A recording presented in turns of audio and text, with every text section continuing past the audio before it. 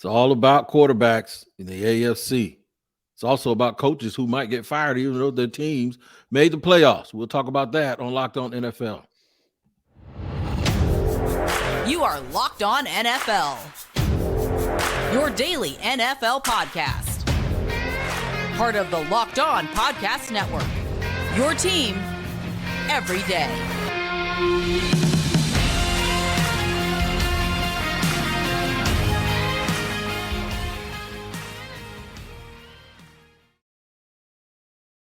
Locked On NFL, and I hope you locked in to today's podcast, making it your first listen, the Wednesday edition. I am Tony Wiggins, and there is my buddy James Rapien. I told y'all last week was out on official family business, but he's back, and we're back together. We're back in the saddle. I don't know who's riding shotgun, him or me, but doesn't matter. We're back together. Yep, back together again, Tony, and it is playoff time. We have a ton to get to, starting with Mike McCarthy. Today's episode of Locked On NFL is presented by Prize Picks. Prize Picks is daily fantasy made easy. Pick 2 to 5 players, and if they score more or less than the Prize Picks projection, you can win up to 10 times your money on your entry. First-time users can receive a 100% instant deposit match up to $100 with promo code Locked On. It's PrizePicks.com, promo code Locked On. And Tony, naturally, with playoff time and 14 teams making the playoffs, well, you would think that those 14 coaches are safe, but that might not necessarily be the case. And the first coach that comes to my mind is Mike McCarthy. The way the Cowboys have played in recent weeks, if they go to Tampa and they struggle and lose to an 8-9 Buccaneers team that certainly had a roller coaster season thus far, well, I think that Mike McCarthy could be on the hot seat. And yet Jerry Jones, backing his head coach, he said, no, I don't even want to. No, that's it. I don't need to go into all the pluses or minuses. I've got a lot more to evaluate Mike McCarthy on than this playoff game. Sounds like he's not even considering removing Mike McCarthy, regardless of how this game goes. And those comments were on 105.3 The Fan in Dallas. Do you buy that, Tony? Or do you think that there's a chance that Mike McCarthy could still be out if they go to Tampa Bay and lose? I don't buy it. That's why I coughed. Because I was going to do that thing that we used to do in high school where we go and mumble out a word, right? Like, but no, I don't think it's safe. And here's why I don't think it's safe. Because when the bullets start flying in about criticizing and wondering why things didn't go right, do you honestly think Jerry's going to blame it on Dak Prescott? No.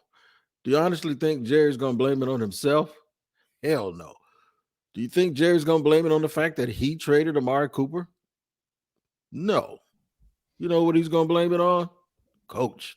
The one part that is expendable, the one part that you can get rid of and still maintain the enthusiasm for the team if you hire someone else.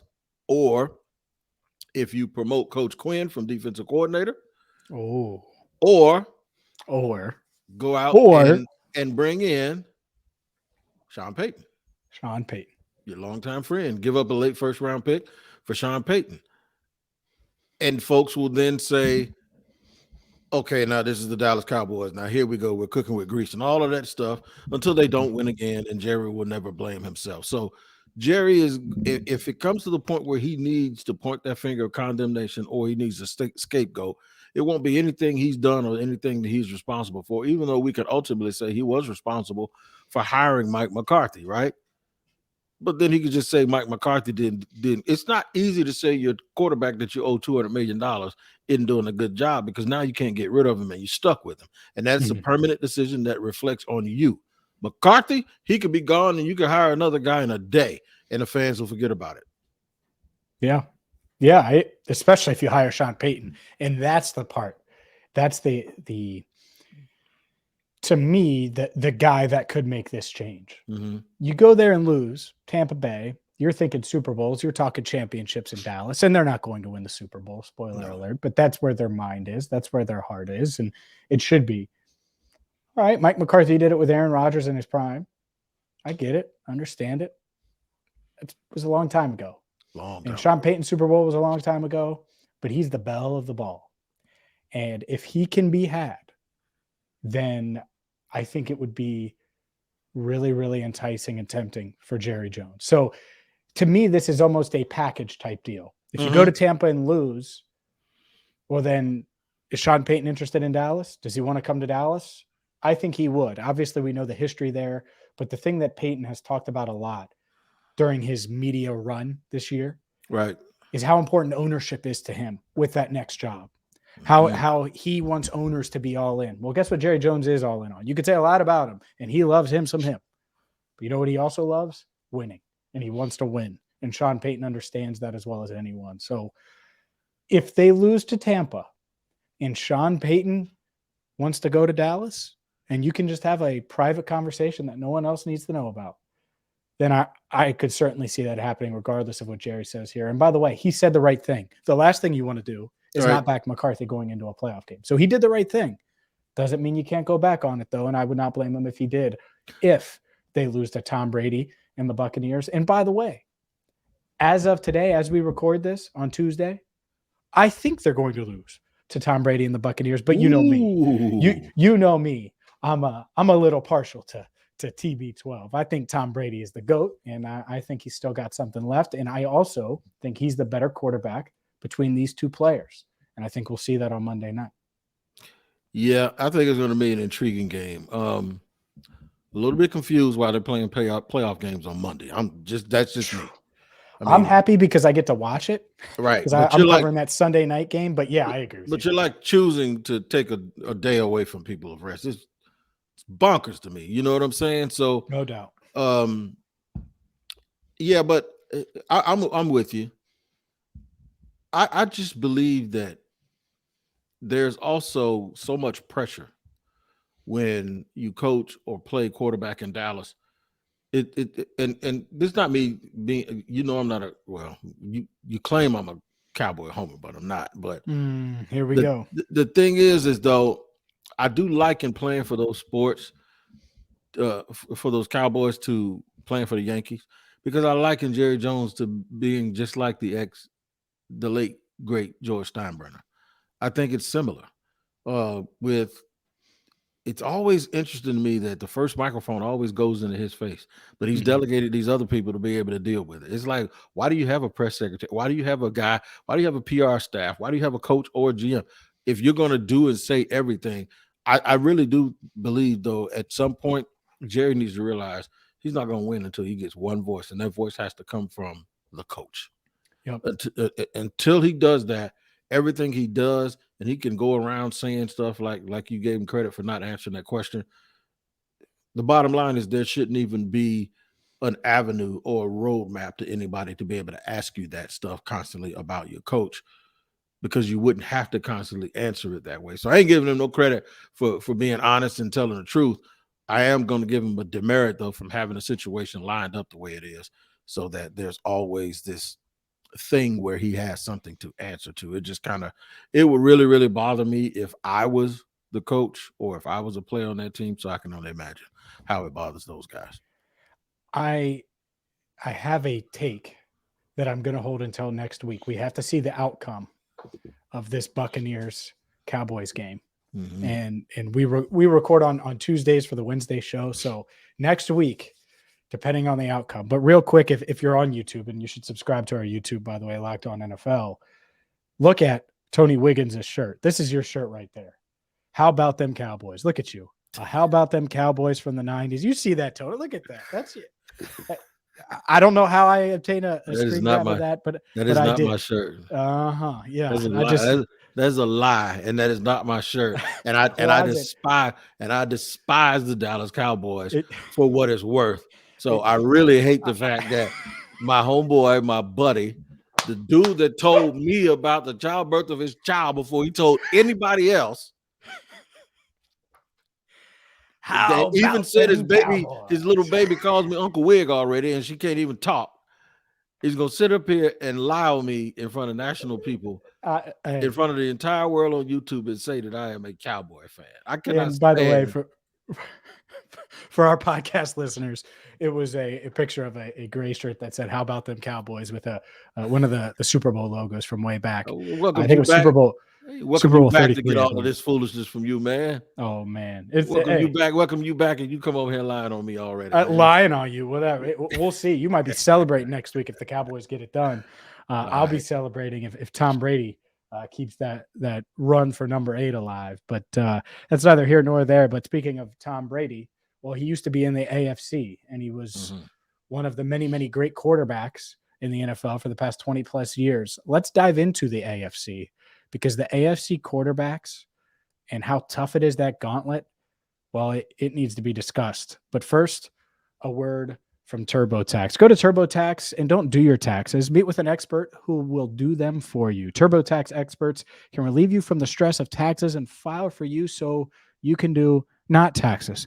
Show your eyes things that are not taxes. Unpack a moving box of not taxes. Taste not taxes. Sing not taxes a lullaby. Hope not taxes sleeps through the night. Grab a saddle and ride not taxes into the sunset. With TurboTax, an expert will do your taxes from start to finish, ensuring your taxes are done right and guaranteed so you can relax. Feels good to be done with your taxes, doesn't it? Come to TurboTax and don't do your taxes. Visit TurboTax.com to learn more. Intuit TurboTax, full service products only. Video meeting while experts does your taxes required, or while your expert does your taxes required. See guaranteed details at TurboTax.com/guarantee.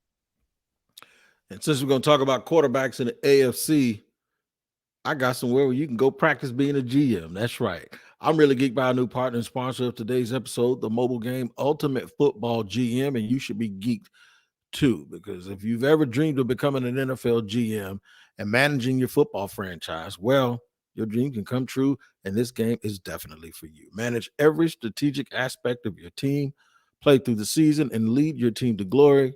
Here's the things you're responsible for. You got to hire the right coaches and coordinators, trading players, making draft picks, navigating your franchise through free agency and the draft, and all the ups and downs of a season. All this in a challenging and realistic game world. Ultimate Football GM is completely free and playable offline. Play on the go as you want and when you want to. Now, I played on the plane to and from the nation's capital. Plane landed. I was in the middle of a game. My wife told me, hurry up. You got to get off. You can't just sit there and play in airplane mode all day. All right. So Locked On NFL listeners can get a 100 free boost to their franchise when using the promo code Locked On in all caps in the game store. That's Locked On, LOCKEDON, all caps. So make sure you check it out today. Download the game. Just visit ultimate-gm.com or look it up on the app stores. That's ultimate-gm.com. Ultimate Football GM. Start your dynasty today. Let's keep things rolling on a Wednesday edition of Locked On NFL. And thank you, as always, for making us your first listen wherever you get your podcasts or on YouTube. Tony, we both cover AFC teams. Both happen to be in the playoffs. The Jacksonville Jaguars and Trevor Lawrence, Joe Burrow and the Cincinnati Bengals. And there's a common theme across the AFC, high-end quarterback play. Mm-hmm. And whether it's Burrow, whether it's Josh Allen, whether it's Patrick Mahomes, Trevor Lawrence, if you don't have one of these studs, it's going to be really, really tough to make a run. And you mentioned this as a topic, and it's a really good one because we just talked about the NFC with the Cowboys, Dak Prescott, Tom Brady at 45 years old. Right. The quarterbacks in the NFC, they don't look like the quarterbacks in the AFC. The AFC is absolutely loaded. They do not look like the quarterbacks in the AFC. And when you think about this, I thought about the Jaguars. I said, okay, we have a throwdown with Justin Herbert and the Chargers this week. If we win that game 9 times out of 10, let's just say all the higher seeded teams win, we'll be the lowest seed left in the divisional round. That means we would go, Jacksonville would go to Arrowhead to face Patrick Mahomes. And while those two are playing, the other game will be between the Joe Burrow-led Bengals, more than likely, or unless Baltimore pulls the upset. And they'll be up in Buffalo or wherever they'll be playing, whether it's a coin toss or whatever, but they'll be playing Josh Allen. So I'm thinking like, okay, if Trevor Lawrence can beat Justin Herbert, and then he could beat the guy who's at the top of the mountain right now, according to most people, he still would have a third game where he would have to play against either Joe Burrow, maybe if Lamar Jackson comes back, but more likely either Joe Burrow or Josh Allen. He just can't get a break. You know what I'm saying? It's so the thought dawned on me, like, over the next 10 to 12 years, because all of those guys are so young, this is going to be very, very difficult. And you might want to say, well, damn, having a franchise quarterback right now is bad luck because there's so many. But my point is, if you're in the AFC, you better have one or you won't even be competitive, in my opinion, with the way that this is looking. You're right. You're right. And this is why, and I didn't necessarily plan on talking about the Dolphins today, but Patrick Mahomes, Justin Herbert, Trevor Lawrence, Lamar Jackson, and we'll see what happens with his future in Baltimore. It seems like it's up in the air. Joe Burrow, Josh Allen, and Tua Tagovailoa. Yep. Patrick Mahomes. Well, there's one guy that stands out in that group, right? Lamar Jackson's unique, but he's also a league MVP. All of those other dudes look like they are going to be studs for a long, long time. And Lamar does too. I'm not saying, but Tua's the outlier. And when you talk about this offseason and things like that, I don't know if Tua's going to play this week or not. And by the time people hear this, maybe we know. But it seems like it's a long shot. 3 concussions in a season seems like it's a long shot. Mm-hmm. But this Miami team, how different would it feel if they had Burrow, or if they had Herbert, or if they had Trevor Lawrence, or if they had insert whoever? I think they're going to be in the quarterback market this offseason. Mm-hmm. And you have to be. It's why, from a football standpoint, the Browns moved on from Baker Mayfield and went all in to get Deshaun Watson. I'm not saying it was right, and I know there's a lot of off-the-field stuff, all of that, but why did they do it? They looked around and they said, we're in a division with Joe Burrow and Lamar Jackson, and we're in a conference with all of these great quarterbacks. So I get the logic. Will it work out? I'm not sure. It didn't work out year one. We'll see. But I get the logic there. Teams are going to be hunting, and until you get that type of dude, it's going to be really, really tough in a passing league to win and win consistently. And we're going to talk about the Colts in a second, right? And the Broncos. That's what's really tough about those jobs. They're both in the AFC. How are you going to win? How are you going to win if you don't have an elite quarterback? It's a really tough position to be in. Now, and coming into this year, Russell Wilson was in that discussion. No doubt. I thought he was going to bounce back and be really good. As a player, Deshaun Watson, who's also in the AFC at some point, was in that discussion when we don't could be again. And could be again. So Tua would have been in that discussion had it not been for those unfortunate concussions, because I think he had started to sort of play his way into that. But those teams like that are on the edge, those teams like that are hoping and wishing for a guy like the Raiders. I ain't mad. Well, I may be mad at the Raiders for the fact that they did it a year after they went to the playoffs when they hired Josh McDaniel, who didn't take the team as far. But I understand them saying, no, we're not going to make a $40 million mistake on Derek Carr. And New England needs to be thinking about the same thing with Matt. And the Jets might need to give up on their young guy and start over already, because you're right. It is going to be very, very difficult if you do not have a quarterback. You can't come to Kentucky Derby with a quarter horse. They all have to be thoroughbreds. The only way you have a chance to win is to have a thoroughbred. And there's a bunch of them right now in the AFC, and you better get you one if you don't have one. Yep, you better. And that's what makes, honestly, what the Texans did, winning. Blew my mind. I can't believe okay. Well, there's 2 quarterbacks. No one remembers that game. You want first choice. You want first choice. I would have, honestly, at halftime, I would have fired everybody. I would have done whatever as an owner. I would have figured it out. I don't care if you get fined. I don't care if you get fined $250,000, right? $500,000. You want the first pick, not the second pick. Are you kidding me? Are you kidding? They scored and went for 2. They doubled down on that mess. I would have. Oh my God. They doubled down on that mess. I want the pick of Young or Stroud, or neither. If you don't think either, they're going to pick a quarterback. It's crazy to me. Crazy, crazy, crazy. Anyways, you need a quarterback in this league, especially in the AFC, and a lot of teams have them, and that's what's going to make the AFC playoffs. I think it's open. I mean, you could see a lot of these teams making a run, and it's going to be a lot of fun to watch. I can't wait to watch it. But we mentioned the Colts, mentioned Russell Wilson a second ago as well. There's a lot of head coaching jobs available. Let's play a little Would You Rather. We will do that next. But first, a word from Prize Picks. Prize Picks is daily fantasy the way it should be done. What do I mean by that? Well, instead of competing against a bunch of people from across the country, what if you had to compete against the Prize Picks projection?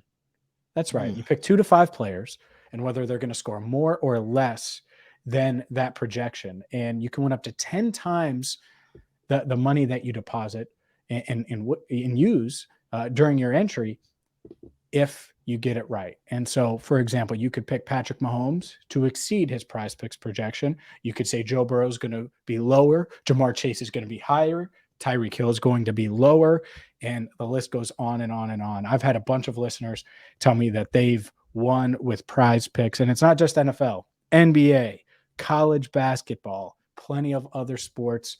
So make sure you check them out right now in the Prize Picks app by downloading the Prize Picks app or go to prizepicks.com to sign up to play daily fantasy sports. And when you make that first deposit, use promo code Locked On, and you'll get a 100% instant deposit match up to $100. So if you deposit 50, you'll get 50. If you deposit 100, you'll get 100 with promo code Locked On. Again, use promo code Locked On at sign up at prizepicks.com or the Prize Picks app. All right, thanks for making us your first listen here on Locked On NFL. Your second listen should be the Locked On Sports Today podcast, hosted by my friend Peter Bukowski. You get the top stories from around the world of sports, the use of local experts, all power-packed, 30 minutes or less every single day. Make sure you like and subscribe to the Locked On Today podcast wherever, Locked On Sports Today podcast, wherever you get your podcast. All right, Rapien, what you got for me, man, with the it's a good topic, man. And I'm sitting here when you start talking about it and you teased it, I already start formulating things in my mind. Run it down and let me see what I got. Well, we just talked about how tough the AFC is and all these quarterbacks, and the Colts don't have a quarterback, and the Broncos, well, they have a quarterback, but he's not the guy that we remember. That's right. So would you rather ride with Russell Wilson? Let's ride. Or would you rather take that Indianapolis job where the GM is certainly on the hot seat? You have an owner who makes crazy decisions all the time. And, I personally wouldn't have fired Frank Reich when he did, to be quite frank with you, no pun intended.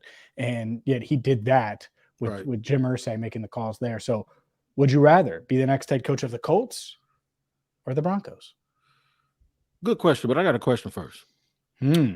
When you said no pun intended, did you say to be frank with me? Yep. That's funny. I like that. I thought, I missed that little part because I was reading, and then he said, and when you said no pun intended, I said, that always makes me look and go, what the hell did he say? And then I said, it had to be something about Frank Reich.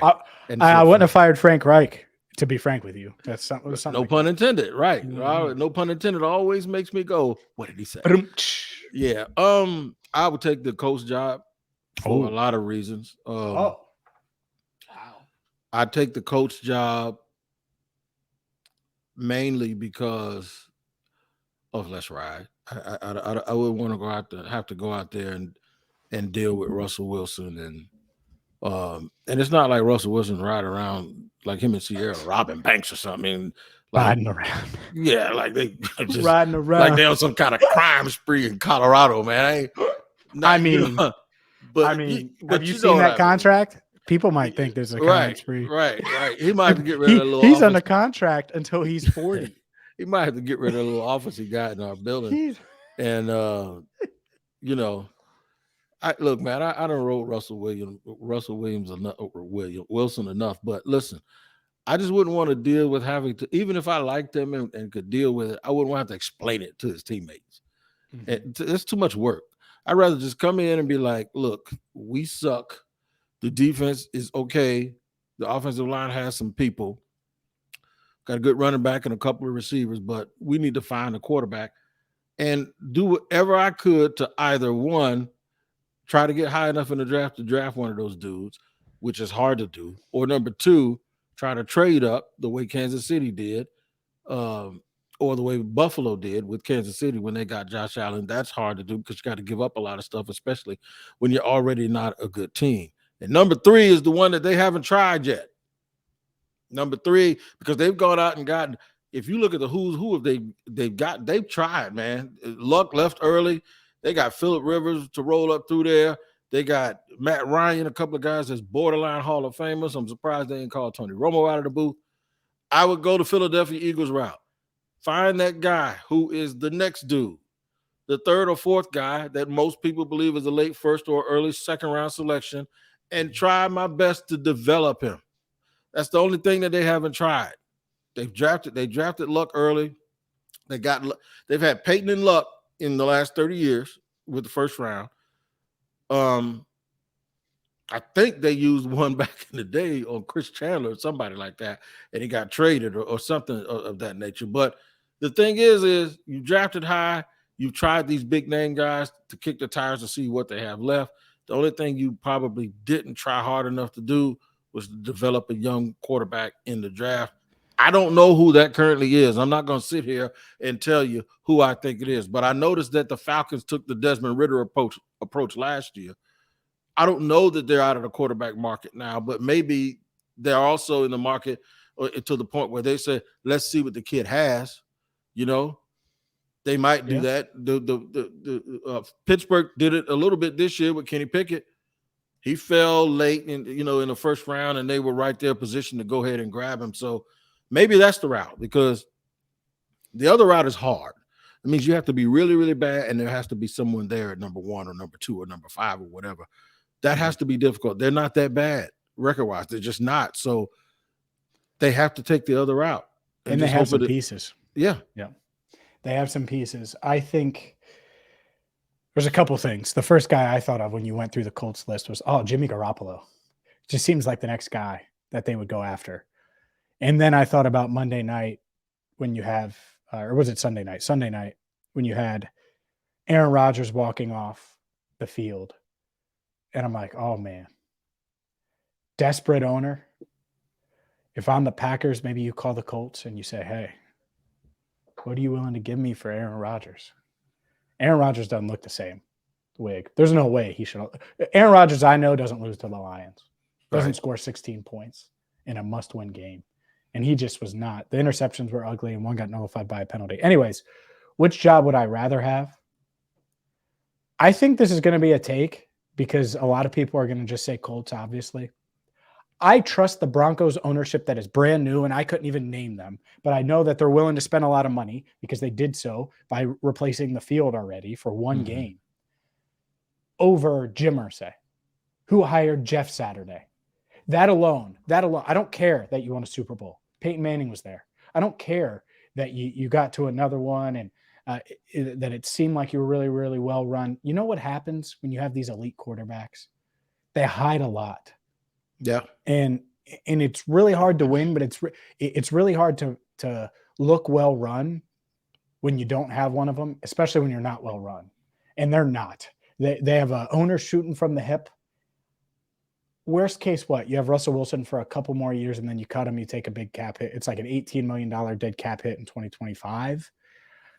If this ownership in Denver believes in you, truly believes in you, because remember, they did not hire the Hackett, Nathaniel Hackett. Did not. They did not. Correct. They did not hire him. Right. So if you have confidence in this ownership group, like I think I would versus Irsay, I would take the Broncos job because you're probably going to get a third season. They know that it's a rebuild. You can still do what you just said. They don't have all of their draft picks, but they have some, and they could wait and try to find a guy in the middle rounds, like you mentioned. I think that's the route you go. Now, if I'm Sean Payton, I'm not listening to either of these guys. No. But if I'm Jim Harbaugh, who clearly feels desperate to get back in the league and it has kind of did what he set out to do at Michigan, they're not going to win a national title. Sorry. It just doesn't feel like they're going to do that. They're not going to be able to get to that level, even though they've made the college football playoff back-to-back years. If I'm Harbaugh, I probably take the Colts job because you have the relationship with Irsay.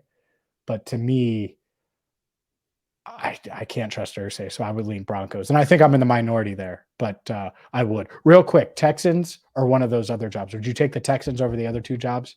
No, I'd take one of the other ones. I ain't got no time with nobody that's going to be firing people after 1 year, twice in a row.